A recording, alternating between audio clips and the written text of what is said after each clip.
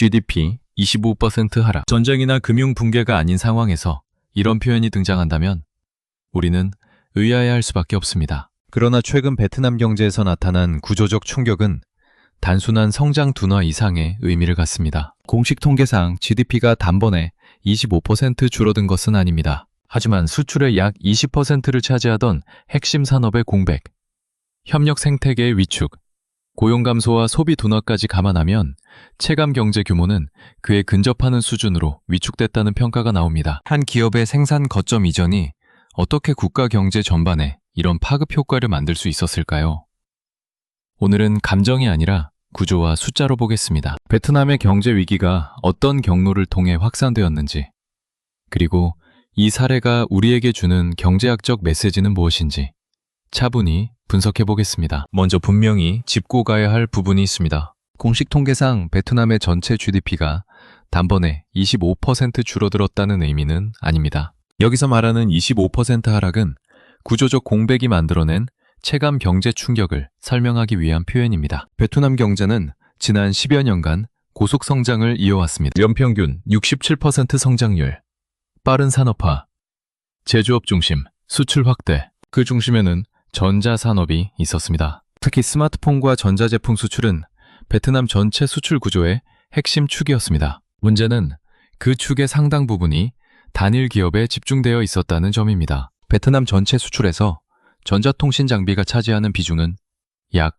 3,540% 수준이었습니다. 그중 상당 부분이 특정 글로벌 기업의 생산 물량이었습니다. 한 기업이 국가 수출의 약 20%를 담당하는 구조. 성장기에는 효율적이지만 충격이 발생하면 위험한 구조입니다. 수출이 줄어들면 어떤 일이 벌어질까요? 첫째, GDP 산출 공식에서 가장 먼저 타격을 받는 항목이 순수출입니다. GDP, 소비 투자, 정부 지출, 수출, 수입. 수출이 20% 가까이 줄어들면 성장률은 직접적인 압박을 받습니다. 둘째, 고용입니다. 직접 고용 인력뿐 아니라 협력업체, 물류, 포장, 하청 공장까지 연결된 인력 구조가 동시에 흔들립니다. 수십만 명 규모의 일자리 변동은 단순 통계 이상의 의미를 가집니다. 이는 곧 가계 소득 감소로 이어집니다. 셋째, 소비 위축입니다. 소득이 줄어들면 소비가 감소합니다. 소비 감소는 다시 내수기업의 매출 감소로 이어지고 이는 추가 고용 축소를 낳습니다. 경제는 연결망이기 때문에 하나의 축이 무너지면 연쇄 반응이 발생합니다. 이 지점에서 체감 GDP 25% 하락이라는 표현이 나옵니다. 수출 20% 공백, 협력산업 축소, 지역경제 붕괴, 소비 위축 효과까지 합산하면 특정 시점에서 경제활동 규모가 급격히 줄어드는 현상이 나타납니다. 공식 통계는 연간 평균으로 계산되지만 현장에서 체감되는 충격은 훨씬 큽니다. 특히 특정 지역의 경우 충격은 더 직접적이었습니다. 전자산업이 밀집한 북부 산업 지역은 지역 GDP의 절반 이상이 관련 산업에 연결되어 있었습니다. 핵심 공장 가동이 줄어들면서 주변 상권, 부동산, 운송, 금융까지 동방 위축되었습니다. 지역 단위로 보면 경제활동이 20에서 30% 이상 감소하는 구간이 발생했습니다. 여기서 중요한 포인트는 집중도입니다. 산업이 다변화되어 있었다면 충격은 분산되었을 것입니다. 그러나 특정 산업, 특정 기업, 특정 수출 품목에 대한 의존도가 높을수록 충격은 증폭됩니다. 또 하나의 변수는 외국인 직접 투자, FDI 심리입니다. 글로벌 기업은 항상 정책 안정성과 계약 신뢰성을 점검합니다. 대규모 생산 이전이 현실화되면 다른 투자자들도 위험 프리미엄을 재계산합니다. 신규 투자 지연, 증설 계획 보류, 자금 회수 움직임이 이어지면 경제 전체의 투자 사이클이 둔화됩니다. 투자가 줄어들면 생산 능력 확장이 멈추고 이는 중장기 성장률 전망을 낮춥니다. 성장률이 하락하면 국가 신용 등급과 환율에도 영향을 미칩니다. 환율이 약세로 움직이면 수입 물가가 상승하고 인플레이션 압력이 높아집니다. 물가 상승은 다시 실질 소득 감소로 이어집니다. 이 모든 과정이 동시에 작동할 때 체감 경제 규모는 단기간에 크게 위축됩니다. GDP 25% 하락이라는 표현은 바로 이런 구조적 공백을 상징합니다. 공식 성장률 숫자보다 더 중요한 것은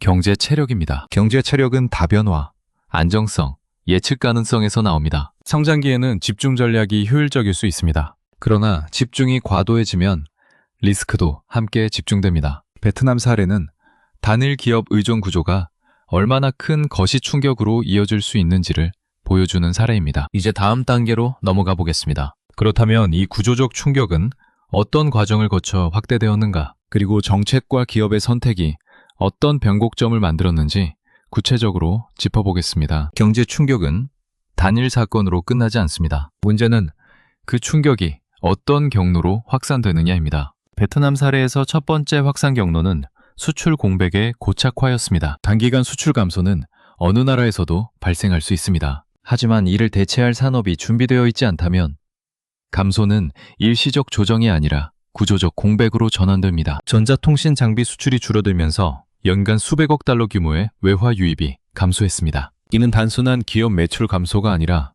국가 차원의 외환 흐름 축소를 의미합니다. 외화 유입이 줄어들면 환율은 압력을 받습니다. 통화 가치가 약세로 움직이면 수입 물가가 상승합니다. 베트남은 원자재와 중간재 수입 비중이 높은 경제 구조입니다. 환율 약세는 생산 비용 상승으로 이어지고 이면 물가 상승 압력으로 전이됩니다. 이 지점에서 두 번째 확산 경로가 나타납니다. 실질 소득 감소입니다. 수출 감소로 일자리가 줄고 환율 영향으로 물가는 오르면 가계의 실질 구매력은 빠르게 약화됩니다. 소비가 줄어들면 내수 기업 매출이 감소하고 이는 다시 고용 축소로 이어집니다. 경제학적으로 보면 이는 승수 효과의 역방향 작동입니다. 한 축의 감소가 다른 축의 감소를 낳고 그 감소가 다시 첫 축을 압박하는 구조입니다. 세 번째 확산 경로는 투자 심리 위축입니다. 글로벌 자본은 정책 안정성을 중요하게 봅니다. 한 대형 기업의 대규모 이전은 다른 기업들에게 신호로 작용합니다. 정책 리스크가 높아진 것 아닌가?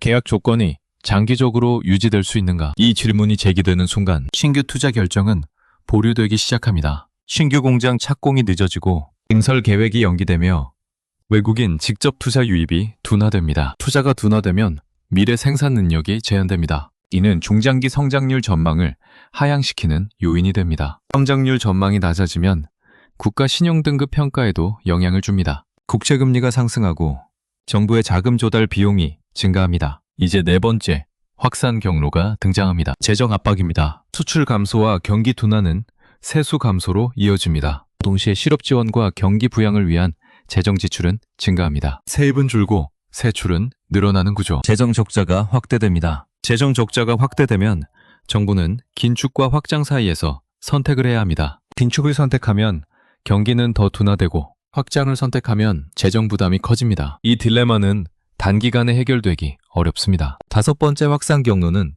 금융 시스템 리스크입니다. 고용 축소와 기업 매출 감소는 은행 대출의 부실 위험을 높입니다. 특히 특정 산업과 지역에 대출이 집중되어 있었다면 연체율 상승은 빠르게 나타납니다. 은행이 대출 심사를 강화하면 기업 자금 조달이 어려워지고 이는 추가적인 투자 위축으로 이어집니다. 이렇게 보면 GDP 25% 하락이라는 표현은 단일 지표가 아니라 복합적 구조 충격의 집합을 의미합니다. 수출 감소, 환율 압박, 물가 상승, 소비 위축, 투자 둔화, 재정 부담, 금융 리스크, 이 연쇄고리가 동시에 작동할 때 경제는 단순한 성장 둔화를 넘어 구조적 위기 국면으로 진입합니다. 중요한 점은 이러한 확산이 하루아침에 일어나지 않는다는 것입니다. 초기에는 일시적 조정으로 보입니다. 그러나 대체 산업이 충분히 빠르게 성장하지 못하면 공백은 점점 구조화됩니다. 그리고 여기서 정책 선택의 중요성이 드러납니다. 충격 이후 정부가 어떤 메시지를 내는지, 계약 안정성을 어떻게 회복하는지, 투자자 신뢰를 어떻게 재구축하는지가 회복 속도를 결정합니다. 만약 신뢰 회복이 지연된다면 충격은 일시적 침체가 아니라 장기 성장 경로의 하향 이동으로 이어질 수 있습니다. 이제 우리는 다음 질문으로 넘어가야 합니다. 이 위기는 일시적 조정에 그칠 것인가? 아니면 경제 체질 자체를 바꾸는 분기점이 될 것인가? 그리고 이 사례가 다른 국가들에게 주는 교훈은 무엇인가? 이 부분을 더 깊이 짚어보겠습니다. 이제 질문을 바꿔보겠습니다. 이 충격은 단순히 한 기업의 이전 때문이었을까요? 아니면 이미 내부에 쌓여있던 구조적 취약성이 드러난 것일까요? 경제는 겉으로 보이는 성장률보다 그 성장의 기반이 무엇이었는지가 더 중요합니다. 베트남은 지난 10여 년간 빠른 속도로 제조업을 확대해왔습니다. 하지만 그 성장의 상당 부분은 외국인 직접 투자, FDI에 의존한 모델이었습니다. FDI 중심 성장 모델은 초기 산업화 단계에서는 매우 효과적입니다. 기술과 자본을 빠르게 흡수하고 고용을 단기간에 창출할 수 있기 때문입니다. 그러나 동시에 취약점도 내포합니다. 핵심 기술과 의사결정 권한이 외부에 있을 경우 국가 경제는 구조적으로 종속적 위치에 놓이게 됩니다. 이때 정책 환경의 예측 가능성이 흔들리면 자본은 이동합니다. 여기서 핵심은 누가 옳았는가가 아닙니다. 기업은 이익과 안정성을 따라 움직이고 국가는 주권과 산업 육성을 고민합니다. 문제는 그 균형이 깨졌을 때 어느 쪽이 더 빠르게 움직일 수 있는가입니다. 글로벌 기업은 국경을 넘을 수 있습니다. 생산 라인을 이전할 수 있고 자본을 재배치할 수 있습니다. 반면 국가는 경제 구조를 하루아침에 바꿀 수 없습니다. 바로 이 비대칭성이 이번 위기의 본질입니다. 또 하나의 중요한 전환점은 잽상력에 대한 오판입니다. 고속 성장 국면에서는 자국 시장의 매력과 노동력의 장점이 협상력으로 느껴질 수 있습니다. 하지만 글로벌 공급망이 다변화되는 시점에서는 선택지는 늘어납니다. 인도, 인도네시아, 멕시코, 동유럽 등 대체 거점이 존재하는 상황에서 자신을 대체 불가능하다고 판단하는 순간 위험이 커집니다. 경제학적으로 보면 이는 비교 우위의 착시입니다. 현재의 우위가 영구적일 것이라는 가정은 가장 위험한 전제입니다. 또 다른 전환 지점은 신뢰 비용입니다. 신뢰가 낮아지면 기업은 위험 프리미엄을 가격에 반영합니다. 이는 단순히 세율의 문제가 아니라 자본 비용 상승의 문제입니다. 자본 비용이 상승하면 투자 수익률 기준이 높아집니다. 기준을 충족하지 못하는 프로젝트는 자연스럽게 중단됩니다. 이 과정이 반복되면 경제는 점진적으로 저성장 경로로 이동합니다. 이것이 바로 구조적 성장률 하락입니다. 겉으로는 성장률이 6%에서 3%로 떨어지는 것처럼 보일 수 있습니다. 그러나 잠재 성장률 자체가 하향 조정된다면 그 영향은 장기적으로 누적됩니다. 이 시점에서 우리는 GDP 25% 하락이라는 표현을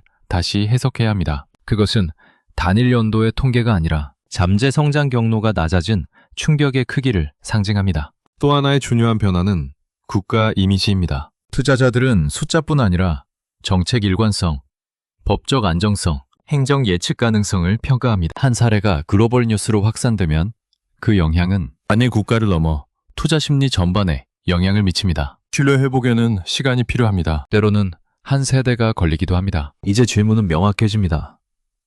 이 위기는 일시적 조정인가 아니면 구조적 경로 수정인가? 그리고 더 중요한 질문은 이것입니다. 이 사례가 다른 신흥국들에게 주는 메시지는 무엇인가? 성장은 속도만으로 평가할 수 없습니다. 지속 가능성과 제도적 안정성이 동반되지 않으면 속도는 오히려 리스크가 됩니다. 이제 마지막, 이 사건이 남긴 경제학적 교훈과 앞으로의 전망을 차분히 정리해 보겠습니다. 결국 이번 사례의 핵심은 한 문장으로 정리됩니다. 성장은 속도로 완성되지 않고 신뢰로 완성됩니다. 베트남은 지난 10여 년간 눈에 띄는 성장을 이뤄냈습니다. 수출은 급증했고 제조업 비중은 확대됐으며 1인당 소득도 빠르게 상승했습니다. 겉으로 보기에는 성공적인 산업전환 모델처럼 보였습니다. 하지만 그 성장의 구조를 들여다보면 집중도가 매우 높았습니다. 특정 산업, 특정 기업, 특정 수출 품목에 대한 의존도가 컸습니다. 집중 전략은 성장 초기에는 효율적이지만 충격이 발생했을 때는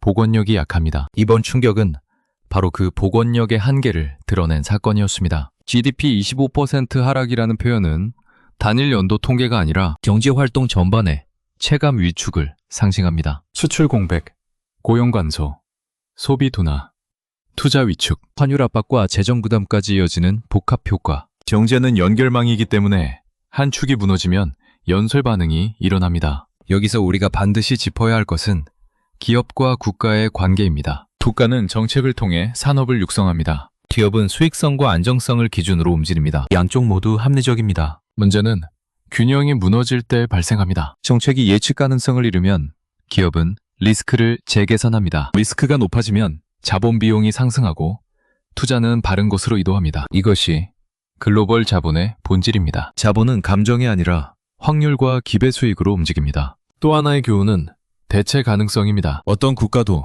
영원히 대체 불가능하지 않습니다. 글로벌 공급망이 다변화되는 시대에는 항상 대안이 존재합니다. 현재의 비교 우위가 영구적인 우위가 아니라는 점을 경제학은 반복해서 보여주고 있습니다. 그리고 마지막으로 제도의 중요성입니다. 세율이 낮은 것보다 중요한 것은 계약이 지켜진다는 믿음입니다. 임금이 저렴한 것보다 중요한 것은 정책 방향이 예측 가능하다는 신뢰입니다. 투자자는 숫자와 함께 제도를 평가합니다. 제도가 흔들리면 숫자도 흔들립니다. 이번 사례는 단순히 한 국가의 위기를 보여주는 것이 아니라 성장 모델의 구조적 한계를 보여주는 사례입니다. 고속성장 이후의 단계에서는 속도보다 안정성이 더 중요해집니다. 산업 다각화, 매수 기반 강화, 정책 일관성 유지, 제도적 신뢰 확보, 이 네 가지가 갖춰지지 않으면 외부 충격은 빠르게 증폭됩니다. 앞으로의 전망은 어떨까요? 장기적으로는 조정이 이어질 가능성이 높습니다. 신뢰 회복과 투자 재개에는